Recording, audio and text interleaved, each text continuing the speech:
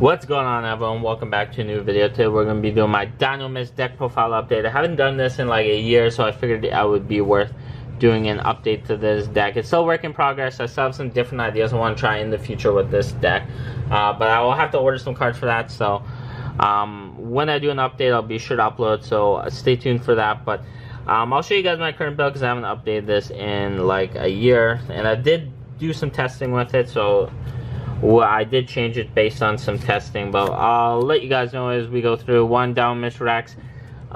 So if you don't know what the 6 scales do, basically, if anything with target Dinomist card, you can destroy this scale. And when you have charge on the field, it's basically just a free negate for that.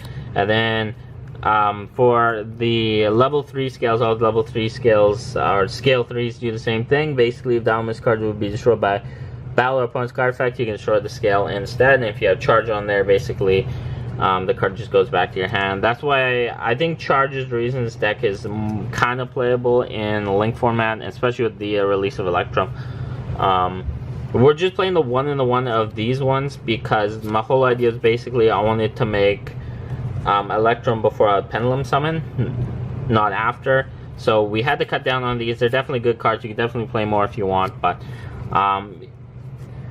we are just playing the 1 for right now in this test build. Playing one Brachion, he's basically Cyber Dragon. If you open him, you could just basically special summon him out, similar to Cyber Dragon.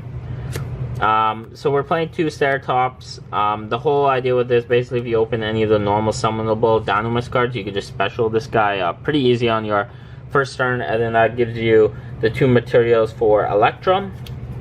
So I did want to play 3, but it offset the scales too much. I found I was opening too many 3s, so I did come down to 2, but he's searchable out charge. We are playing triple Pateran. This card basically is a Strauss deck. If he destroys an opponent's monster by battle, you get to basically search a Dinomist card. Triple Plesios, which is basically, they all stack too if you have multiple, but all monsters, your face-up monster your opponent controls lose 100 attack for each 100 attack and defense for each Dinomist card you control. It's pretty good overall, plus they do stack. So if you have like a full board of back row of Dinomist cards, which usually happens because you have charge and howling and scales, they do get a lot of attack minus. And then we're just playing the 1. This guy's kind of like Dark Law. If you destroy opponent's like monster by Dinomist card, destroys opponent's monster by battle, you can banish it. And this guy, because he's kind of okay. We just need to play another normal summonable one, and his effect comes up once in a while, but it's not too relevant. But we're also, for our last Pendulum monster, we're playing 1 Curtain Raiser just to even up the scales. This card's really good if you have this card and normal summonable Dinomist card, you basically have your Electrum, because you could. His once per duel effect is you can, if he's in a Pendulum zone, you can special summon him if you control no monsters. But unfortunately, it's only once per duel, so we're only just going to play the 1 copy of it. That's going to be all our Pendulum monsters, and then we're going to play for our last 3 monsters. We're just playing 3 Ghost Ogre, because if you go second, you want to have something to help you stop your opponent from making like a really good board. So that's it for our monsters. I might bump up some of the monster count in the future. I just didn't know what to cut, and I wanted to play a certain amount of traps. So going into our spells, we're playing triple charge. This card is really good in terms of what it does for the deck. Basically, on activation, you just get to add a Dinomist card, so you can always search out what you're missing in your hand.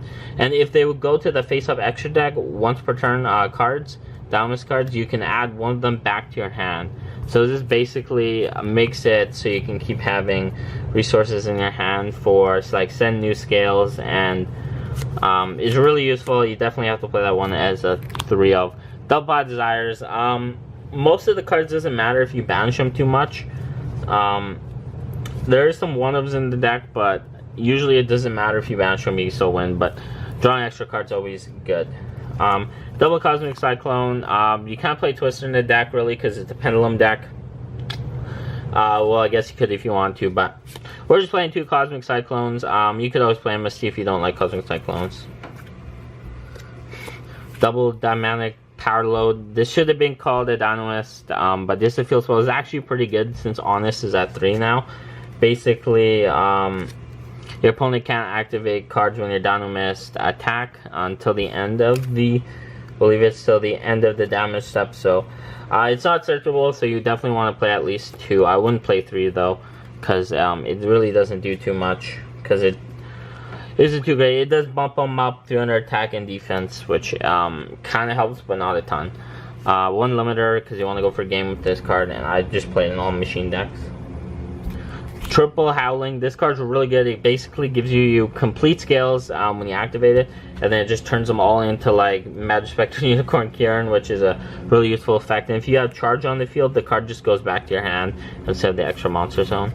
Definitely, I think that's a 3 of in the deck. Rush, I've seen people playing less, but I like this card. Your opponent doesn't negate the activation of the card.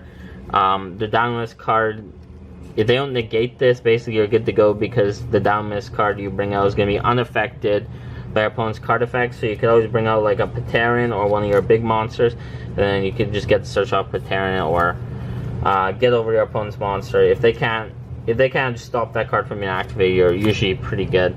Double Storming, I actually should have played 3 of this when I was doing my testing. I would have probably been more useful, but we're just playing 2 for now. I might bump this up to 3, but it's probably the best Mirror Force in the game right now. Double Horn of Heaven. This is pretty good when you have charge on the field, because it's basically a free negate. But definitely, I'm still testing with that. Double Strike and the Warning, because the solemn cards are really useful. Negating summons helps your helps for sure. Going into the extra deck, I am missing the Bahamut Shark, but you definitely want to play the Totally Awesome in the Bahamut Shark. You could cut any of these, like I'd probably cut any of these rank 4s you don't like, that I'm going to show you guys here for the Bahamut Shark. I still have to order it, so I'm still waiting for it to come in. So I still want to bring you guys a deck profile update, because I haven't done it in a long time. But anyways, you want to play the Totally Awesome. This card is like one of the best Xyz in the game. You need Bahamut Shark to bring them out, so I don't have them here, but replace any of these ones. Like if Abyss Dweller doesn't matter at your where you guys play, this card could be easily cut, but this card, since we're playing a water deck, makes this card just a bit better. Tornado Dragon to clear back row. That card actually came up a lot, I found. Gigagon X, because you're playing a machine deck. Lone Baguska, I play this deck in any rank 4 deck. It comes up a lot more than you might think. Regna Zero, like if you brick and you can make 2 level 4s, you could just sit on this. But Regna Zero, because Plesios makes this card like really live, so you could destroy opponent's monster when they have different than their original attack, and then you could draw a card. And since Plesios lowers all your opponent's monsters, this card is like really good in it. Volcasaurus, it came up once, but it's not bad. And then Gaia Dragon to overlay when you use his effect, since you can't attack that turn. Cyber Dragon, no. Cyber Dragon Infinity, you have to play. These cards are like a must run in any like deck that plays level 5 machines, negates anything, takes opponent's monsters. Electrum, if you don't have Electrum, probably just play another Clover Genius. I only have 1, unfortunately, but if you have 2, I'd definitely play 2. Then the 1 Clover Genius, the 1 Miss Starboy, because it's okay, it can come up, but I think Clover Genius is a bit better. And then 1 Proxy Dragon, and then the 1 Decode Talker, because Decode Talker still comes up, and the Proxy Dragon does come up. It actually would have come up. I didn't play it in my initial test build, but it did come up and I should have played it. But hopefully you guys enjoy this deck profile. If you want to see more videos, make sure to subscribe, all that stuff. If you have any suggestions, let me know in the comments below. This is my current build. I have some different ideas for it when I do some more ordering, and I just have to get the Bahamut Shark. But hopefully you guys still enjoyed the video, and I'll see you guys in the next one. Thanks for watching.